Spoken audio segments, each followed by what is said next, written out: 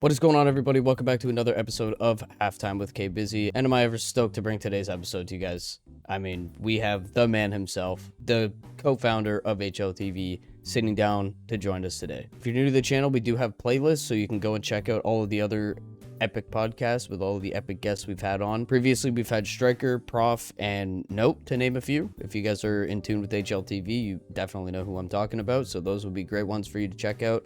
A couple pro players here and there, so we're trying to accommodate to the people that love esports, and I'd say it's working out pretty good, so go check those out. Definitely like the video, comment down below, and subscribe if you wouldn't mind. It helps me out a great deal. I appreciate everybody that does that. And yeah, if you're here watching this today and you've maybe never been to this channel before, thank you very much. I appreciate you too. And yeah, that's pretty much all we got for you today. We're going to just jump right into things. So we'll catch you guys on the outro. Enjoy today's episode.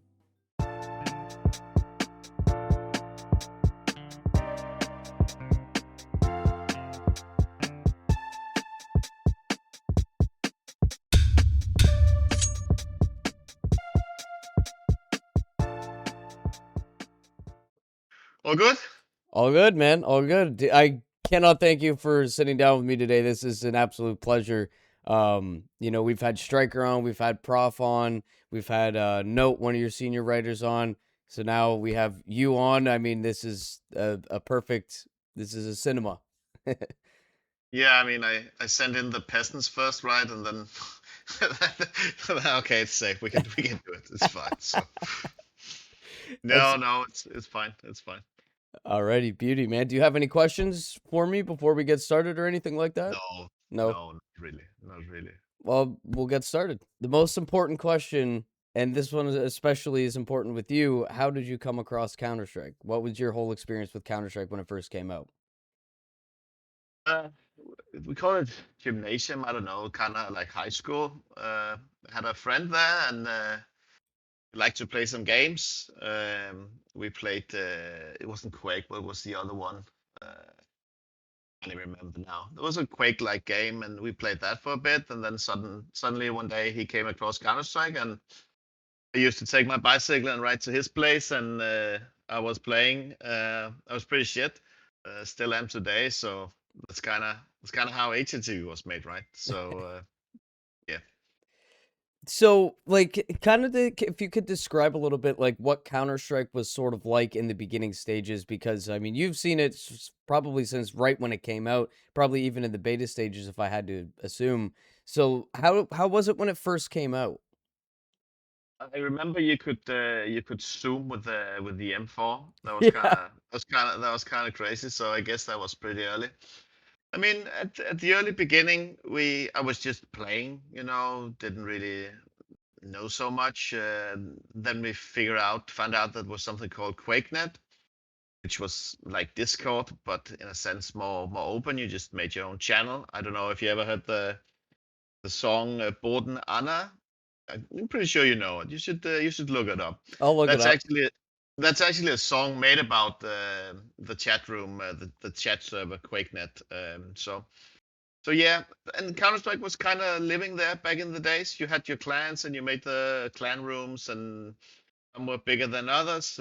Some of the big websites back then, they had some big channels, and that's kind of where everything lived back in the days. So one day I just got sick of trying to figure out how to watch the different games I wanted to see. There was CPL was huge back in the day, so I was like, yeah, why don't I just make a TV guide? And that's kind of where everything started. I don't know, I want to say 24 years ago or something. So it's kind of sick. It's a lot of years to to to run a website, but it's still quite funny, and everything is still developing. So yeah, kind of happy about it.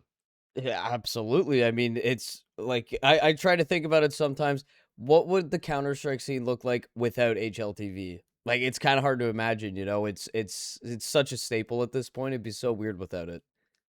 I mean, I feel like there has always been a lot of different approaches to how to cover Counter Strike. Like Show Gamed, as I recall, was pretty big. SK Gaming was also pretty big. So there always were a few different ones. And in Denmark, we always had a good always had a good community website. So So yeah, I mean, I guess if it wasn't us, maybe it was someone else. I think we had a good variety of staff who all had some different ideas, and I guess that's kind of the idea behind HLTV. You know, we try to build something that we want to use, and then people say, yeah, I would like to see this, and then sometimes we actually implement it if it's good enough and if it's possible, right? So it's kind of built on what people thought they needed. So yeah. For sure. And one thing I always think about too is like the development stages. Like I remember when I first got into Counter Strike 10 years ago, HLTV looked a lot different than it does now. And I know recently just got a new update for the mobile app, which is stellar. I think it's great. But the like in the early 2000s, like it was probably so much different then. So could you kind of break down like the beginning of how you and I believe is how you say his name, Yeah, yeah, Nomad. How did you yeah. guys come together to create this and just tell me the story on that? I mean, I think actually in the beginning, I think I coded the very first version of HLTV. I think I did it in ASP. It was it was pretty shit, to be honest. It's quite fair, but I did my best, right? So as I recall, we wrote some news, not very good ones. I also wrote these, and then we had like another page where you could see team A and B playing each other, and yeah. And then I wrote on counterstrikeforum.net, I think it was. Said I have this idea, and this guy replied called Nomad, which is Per's gamer nick, right? And he kind of had a similar idea. I think he wanted more to host the games, so you could watch them on the HLTV servers, where the name is from, right? And I just wanted to do the what's it called, the TV guide version of it. So we kind of combined, and yeah, that's how it worked. I actually think I don't even think Per did the first versions, but we had some other guys doing the development. But at some point he took over, and yeah. So I mean, you're saying that the website changed a lot, but I mean, I think like the key components has always been the same, more or less, right? For So sure. and we did like a huge update. I guess it is quite some years ago, but the design was more or less the same. I think it was more to change from, I guess it was PHP or something, and today it's Kotlin as I recall. But honestly, I don't really know too much about that. Luckily, I always had Per to take the smart decisions around this one. So yeah, that's kind of how it went from ASP to Kotlin, right? And yeah, now we started on the app. I think for a long time we were kind of like, yeah, I mean the web version works pretty good on mobile as well. So, but that's not what people want anymore. Or so yeah. So now we're looking into that, and yeah, I must say they're doing a really good job with that. It looks good. It looks really good. And it's responsive too. I mean, the information's easy to find. Like I don't know how you upgrade the design of the app past what it's at right now. I mean, it's incredible. You need to know the schedule. It's right up at the top. You need to know what matches are playing. It's right down at the bottom. What tournaments, like everything's right where you need it. I think it's just an absolute luxury. Like every time I load up that app, I'm just like, everything I need is right here. I don't need to go on the desktop unless I'm at my desktop. It's great. It's phenomenal. I mean, once in a while we get some feedback from some users on the website and or on Twitter or whatever, and then yeah, sometimes we kind of poke into what it is people are saying, and they have great ideas. So why not build it together more or less, right? So For sure. And that's keeping the whole part of Counter-Strike kind of glued together.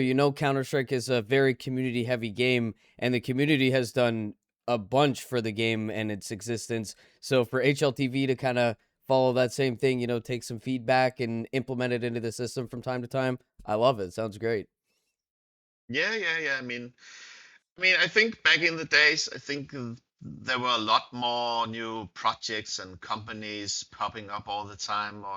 So I don't see so much of that anymore. Like the new, let's make some business. But everyone is getting younger, getting older, of course, and things are getting more professional, right? But a lot of new projects and ideas were like popping up every day back in the days, and I kind of miss that.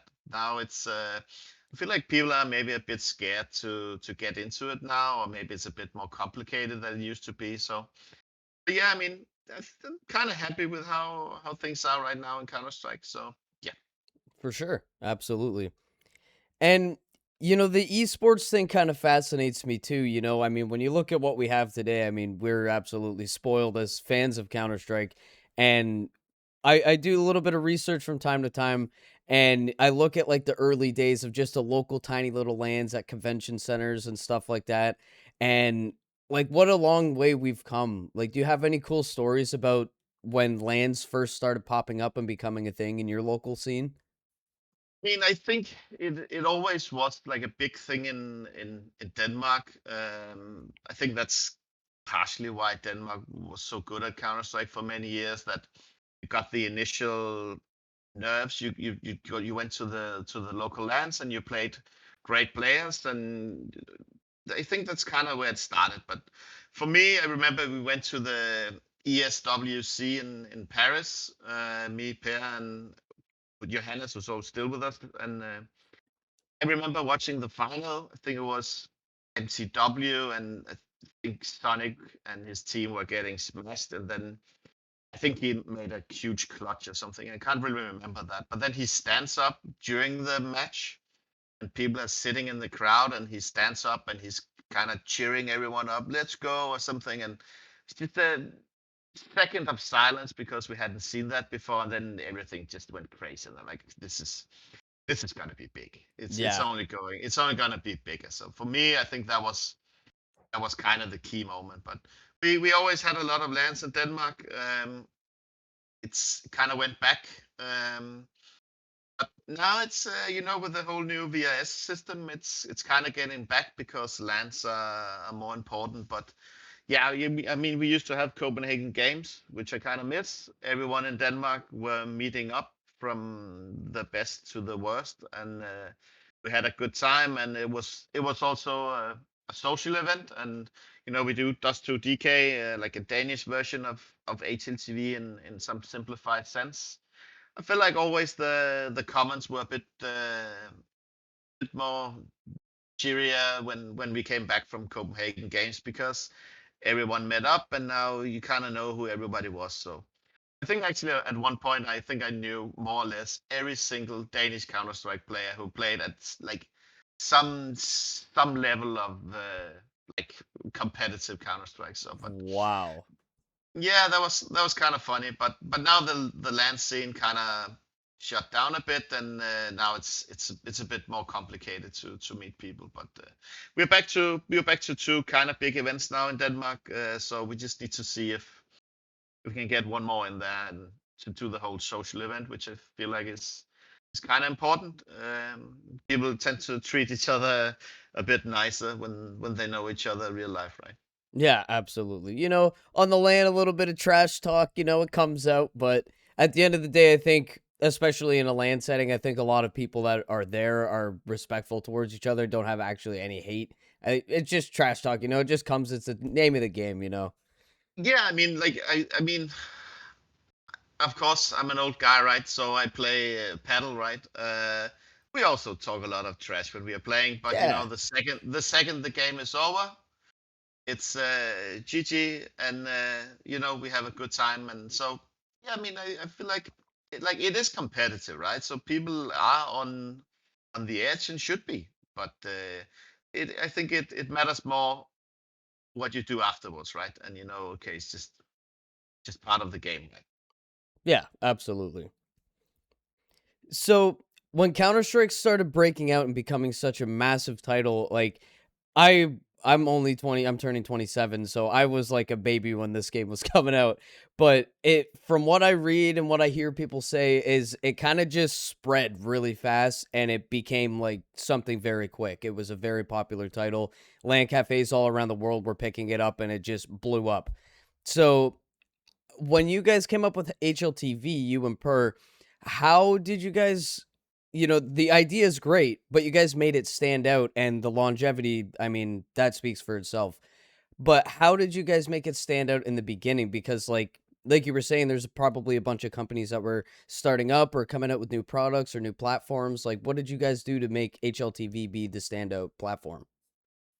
I mean, we did start to host some of the big tournaments as well. That kind of helped, but I think actually we didn't stand out that much, but we just kept going and going and going, and then we had like financial crisis in what's that, 2008 or something. Okay. Some of the companies that were hugely invested, they had a rough time, right? And we ran a really small budget, really small team, so it didn't affect us so much, right? So yeah, I think maybe we kind of outlived some of them, and maybe some of them went to do other stuff, right?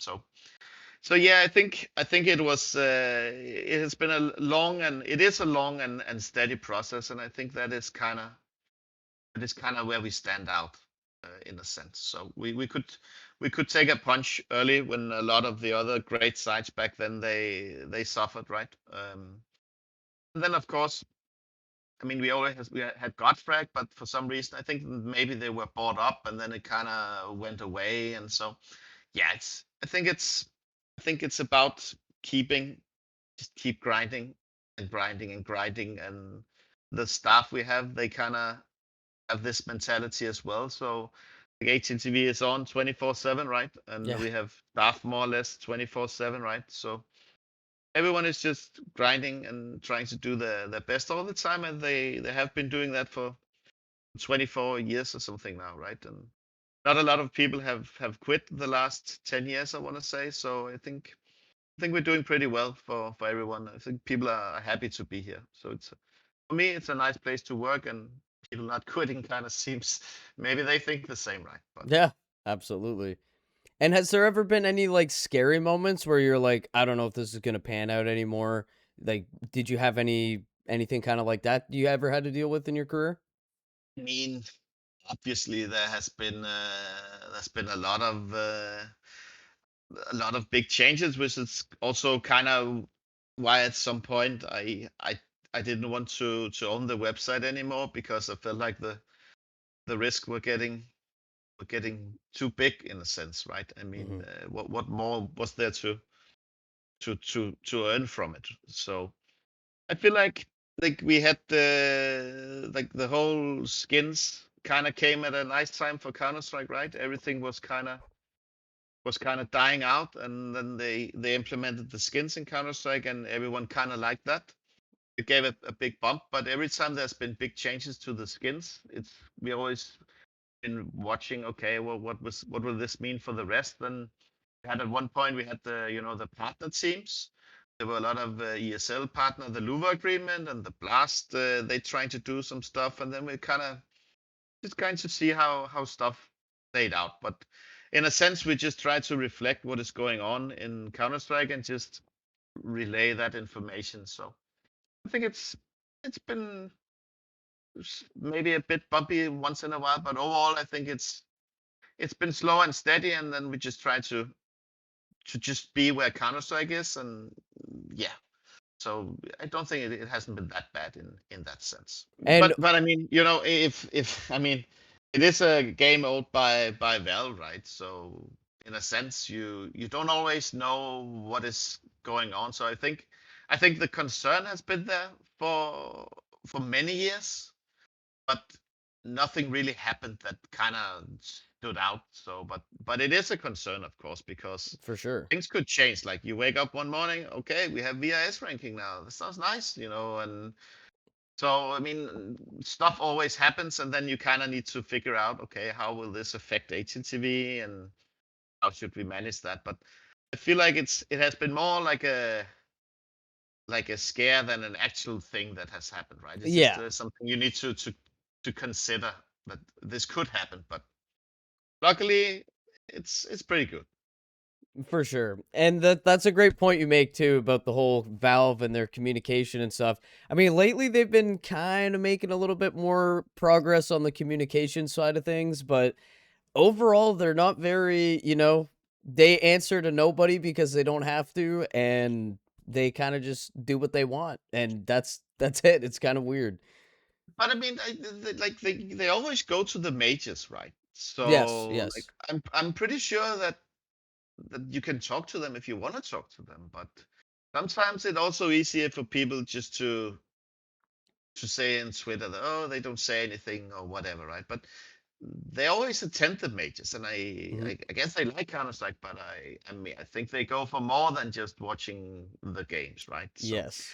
I heard Sponge said the other day that he commented on the build of Inferno A side, right? Yeah. And they kind of implemented that. And I think once in a while, I think Rob's also had some comments on one point of some changes that had to be made, and so, and that had happened over and over, right? So I think sometimes I feel Valve is taking a bit more hits than it's just like, oh yeah, Valve, they never talk, but they actually do talk to people, right? And I think the flash assist was something we asked them if they could add that to the logs, right? So Oh wow, is that right?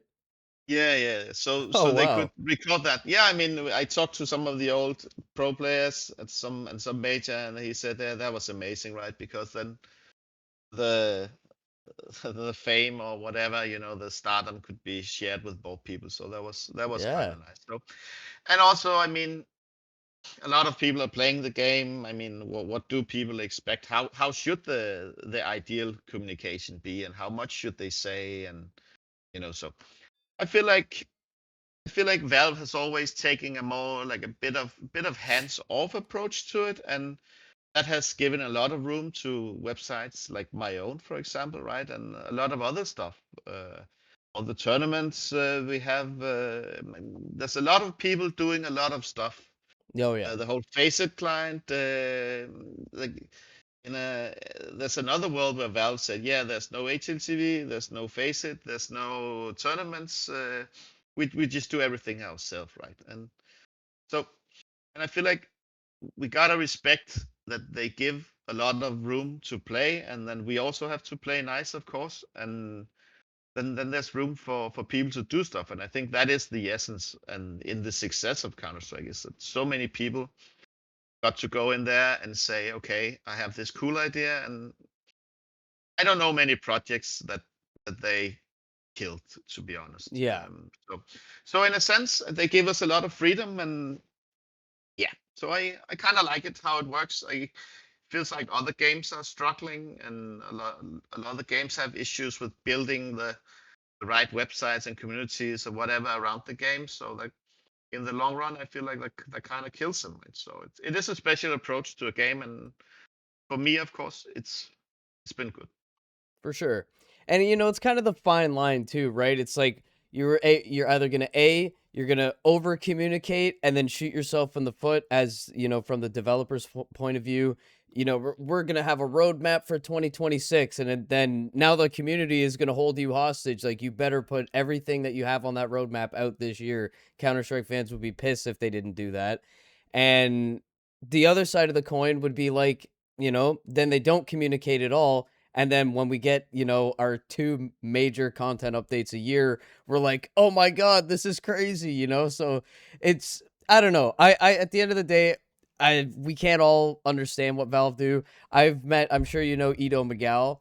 I've met him at the Copenhagen major and the Austin major, and he was incredibly kind to me. He was asking me questions, asking me feedback, and like I didn't really talk to many other devs there, but I've talked to him and he's the main guy. And they do care. They might not show it, but they do care. I can tell everybody that. I mean, of course they care, and that's why they go. And you see it yourself. You had it's not called it a meeting, but you had an interaction, and you got to give your 5 cents on what you think is needed or should be needed or whatever, right? So Yeah. yeah, I mean, overall, I think it works, right? The system works. I think we have a lot of amazing companies and people working with and around Counter-Strike. I mean, this podcast, right, is also like a fragment or whatever you call of whatever is going on, right? I mean, we have Blast and ESL, PGL, Faceit, HLTV, all kinds of websites. So I feel like it can be frustrating, of course, but overall, I think the model works, and I think it works better in Counter Strike than in any other game. And I kind of feel like maybe that is why Counter Strike seems to be the most successful game in of them all, right? Yeah, just don't step on Valve's toes too much, and they're not gonna press you too hard. It's pretty cool.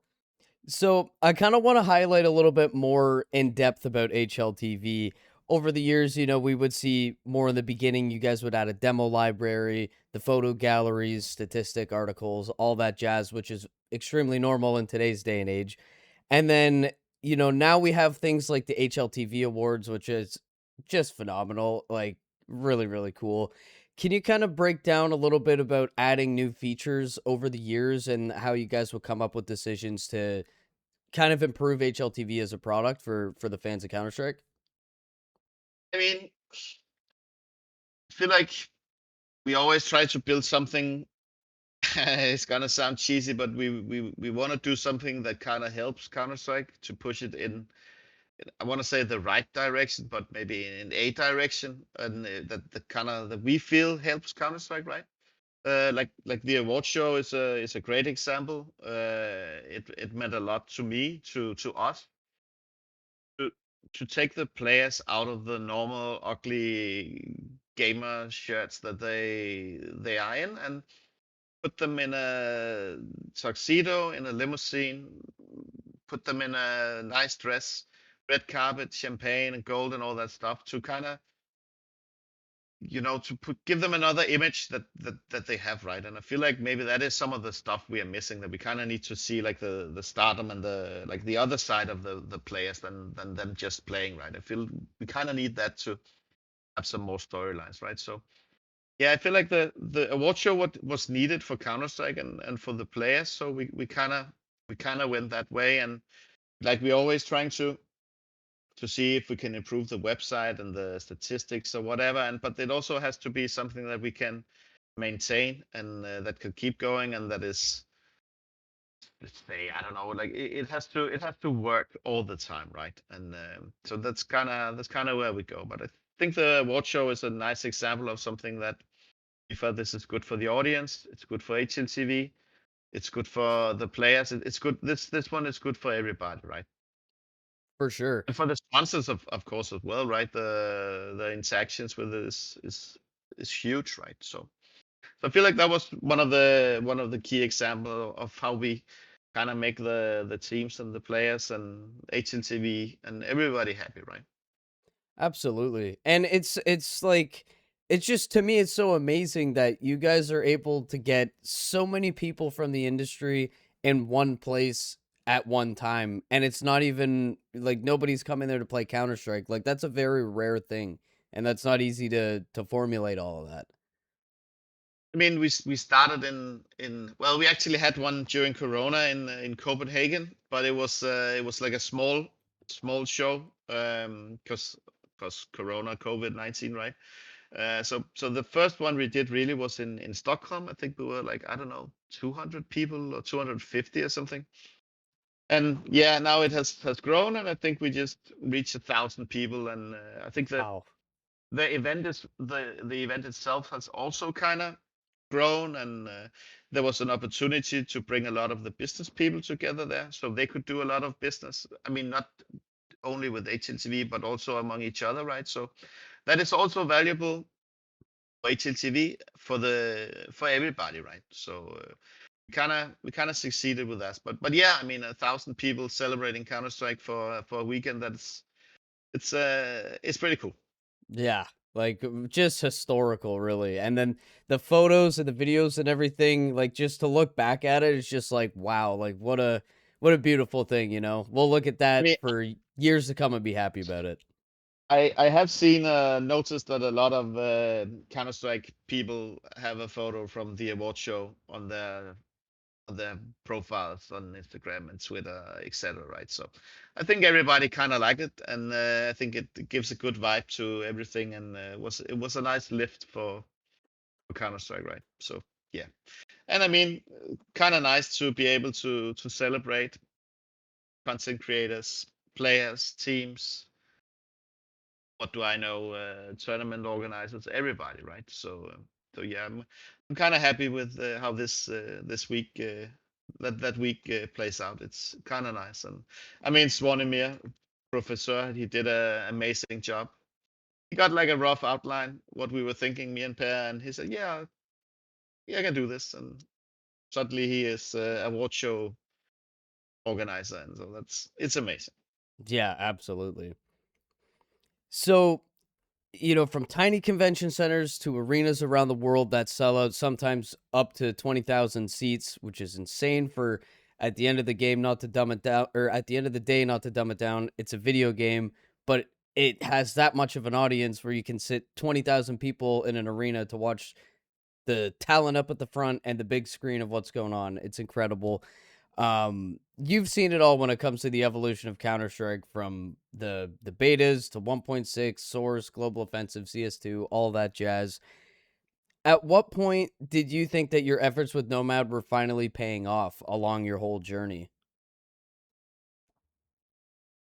I mean, it took it took quite some years before we sold the first ad spot on HLTV, right? So starting to make some money was kind of nice. I think we had a funny period where we actually had a lot of traffic, but nobody was really interested in advertising with us. So Oh, I wow. could I could kind of travel around, holidays and stuff, and meet people, and they knew the website, right? So it was pretty big back then, but monetizing it and keeping the server cost and the staff was that was quite rough. So me and Per always we used to study do next to doing HLTV, right? And then we got some work next to HLTV. So in a sense, as I said, started out earlier, right? We weren't that heavily invested. We didn't have to pay ourselves through HLTV. So when things got rough, we kind of had it wasn't on us to spend all the money on ourselves, right? So yeah, so it's been a really really long ride, and I feel like when we got the first sponsor, I think it was, I want to say Steel Series, to be honest. Maybe it was Okay. Samsung. They kind of came in at the same time. That was kind of funny to finally break through and see that, okay, maybe we could make some money out of this, right? So that was kind of nice. For sure. And to have a big name sponsor that's still insanely relevant today as well. Like, I mean, that's gotta, be a pretty big staple in the company as well. Yeah, it was. I mean, I think the guy we did the deal with, he used to be the editor of some huge Danish esports communities, Counter-Strike communities as well. So, and then he switched to that role, and yeah, so that was kind of nice. That was a big one, right? So I think that, and the first award show we did, that was amazing. For me, it was the biggest moments, I think. For sure. And, over the past 24, 25-ish years of HLTV's existence, if you could put your finger on one topic, what has been your favorite part about HLTV, working at HLTV and creating it? If you had to pick. I mean, I feel like I have a lot of good friends in HLTV, to be honest, which is kind of nice. I didn't know Per from the beginning. He was best man at my wedding. Oh, wow. Uh, I feel like some of the young guys, Zvonimir, Striker, Luis Mia, they've been with us for many many years. It's kind of great to see them how they change, and like people have families and wives and girlfriends and all that stuff now, right? I'm 45 this year, and kind of the oldest one, but kind of I am the oldest one, right? So it's kind of funny to see them grow up as well, and of course we work together, and but I think we always had a great way to say, okay, now we're working, and we have to protect HLTV and whatever it stands for, and we can fight about it, and we can get fiery about it, but we just want to protect what's feeding all of us, and what's good for CS, right? And then we can say, oh yeah, it's done now, and then let's be friends again, and how's the wife, and then everything is good again. So I think that's kind of cool as well to see people getting older. Yeah, absolutely. And the game is, I don't know, it's, as much as people online like to go, "Oh, Counter-Strike's dead," the new update, "Oh, the reloading's changed, the I game's mean, dead." It's oh, that not. bullshit. No, that bullshit dead game. It hasn't even been close to it. And Yeah. like we kind of monitor the traffic on HLTV, and I want to say it has been going up every year Oh, yeah. for the last 24 years. So it hasn't been a dead game. And I mean, there's a lot of just think I don't know. I want to say there's a lot of stuff that's just living on X. That's just you just say it enough times, and then we kind of think it's true, but it's not, right? I mean, Yeah. you can't talk to Val. It's not really a dead game, and so I think everything is moving forward, and Yes. still has. And I mean, you say 20,000 people in an arena, yeah. I mean, it's kind of good. I think what's more interesting now is that Counter Strike fans are getting children now, and so they're probably going to push them more in the direction of Astralis and Spirit or whatever all the teams are called, right? Rather than a football team as they might have back in the days, right? So I feel like that is super interesting, and I feel like the other sports, the smaller ones, they're kind of worried, right? Their viewership gets 1 year older every year, and we just bring in younger people, and we still have the old guys, right? The Yeah. old guys on 35 years old, right? Which everybody wants. So I feel like we're going. It's gonna be nice. So For sure. And another thing too is like whenever a major wraps up, I always see, I forget the name of the account, but they always tweet the viewership record and it's always breaking the previous major viewership record. And it's just like I see people go dead game, dead game, dead game, and I'm just like, give your head a shake. Like, come on, we're nowhere near the end. Like, give me a break.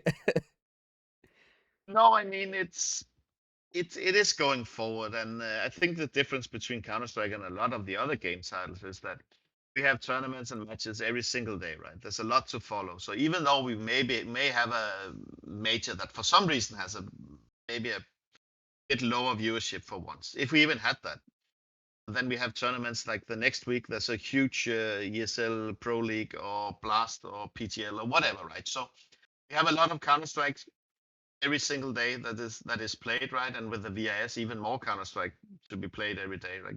Maybe even too much Counter Strike, someone would say, right? But I feel like Counter Strike is spread out over the year, so we're doing good. And the HLTV stats are saying that we're doing better than ever. For sure.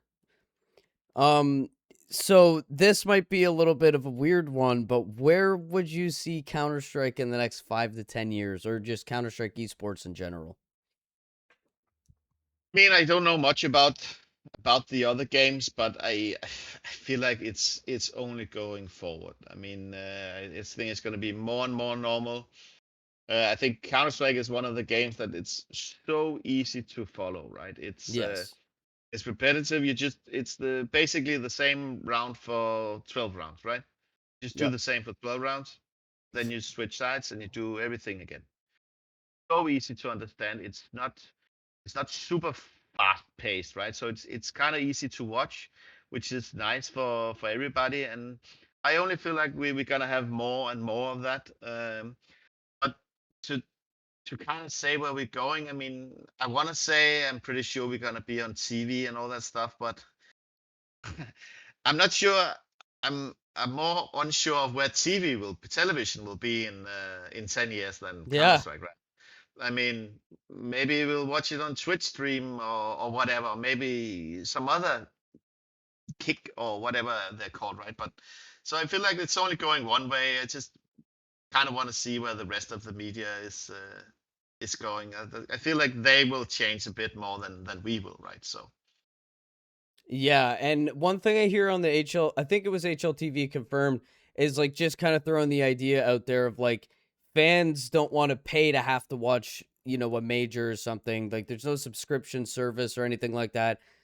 I wonder if that would ever come into play, something like that would kind of shake things up. I don't think people would be too happy about it. We'll have to see. I couldn't see that happening personally, but I don't know. I mean, I'm pretty sure that Valve would like the game to be free to watch, right? But Yeah. I mean, I think everybody would benefit of some sort of Netflix kind of service Yeah. where you pay a bit of money every month to kind of watch it. I think it would be nice. Some extra income for everyone, like have some sort of baseline, right? It's kind of rough market to be in. So I feel like it's a good idea, but we will see. But I feel like that is kind of maybe where I hope to see it in 10 years or whatever. That we kind of have our own little Netflix copycat. And I think the teams would enjoy that as well, and the tournament organizers as well. For sure. And the last thing I want to touch on before we head off here is, you just won the bid for ENC, and I remember you were kind of telling me a little bit about that. I'm not too familiar with it. Can you kind of break this all down? Like, this looks pretty exciting. I mean, it was a little personal side quest I wanted to do. I brought together some people from the Danish Counter Strike community and a few from outside. We have Jonas Gundersen, new CEO and owner of Astralis. We have Vorborg. He used to be a coach and owner in Copenhagen Flames, and CEO of Masonic, Andreas. We have Lucas, who works for Dust2, and two other people. So yeah, like ENC announced, well, EWC announced that they made ENC, right? So it's kind of like the Olympics of esports, and we are picked to pick the Danish gamers to go to the event, the coach and the gamers. So I feel like it's kind of exciting. Denmark had a huge run with Counter Strike in Denmark when Astralis were at the top mainstream media. I feel like maybe we could get esports back in Danish newspapers and television again. It's been a slow couple of years. Funny enough, kind of mixed with Astralis' downfall, then the media lost interest more and more. Yeah. So I feel like it's a good chance for Denmark to get some focus back on esports. So it's kind of I'm looking forward to do that and to work with some other games and people from other games and see how they do it. So I hope we can build like a strong community in Denmark across all the games now and see where that can take us. So. That's amazing. And the whole news coverage thing, like, like mainstream regular news media coverage. I remember going to Copenhagen for the Copenhagen major in 2024. The people, me and my buddy Andreas were sitting there enjoying our time having a beer. These dudes come up from the news and it was being like broadcasted. I forget the name of the company, it's on my phone, but they literally interviewed us for like the local news, like for Danish television news. I Yeah. was like, I can't even believe this. The security agents at the airport, they asked me what I was there for. They knew what Counter Strike was. I was like, what? Like, we don't have that type of anything here in NA. Like, it's just non existent. I mean, Denmark is a small country, right? We are like 5 to 6 million people, and suddenly we have the world's best at something, right? We're gonna milk it. We're gonna do that. I think we had the Winter Olympics a few years ago. We had a female team that were good at playing curling, right? We never watched that, so we got up in 5 in the morning to watch female curling because we won. I think we won a silver medal. So Oh, wow. we get small country, right? So if we get good at something, we're gonna get at it. We're gonna celebrate. I mean, so I guess that is how it is, right? No, it's awesome. Good community support. Danish supports Danish pretty good. Yeah, yeah, yeah, yeah, yeah. That's how it's supposed to be, right? Absolutely.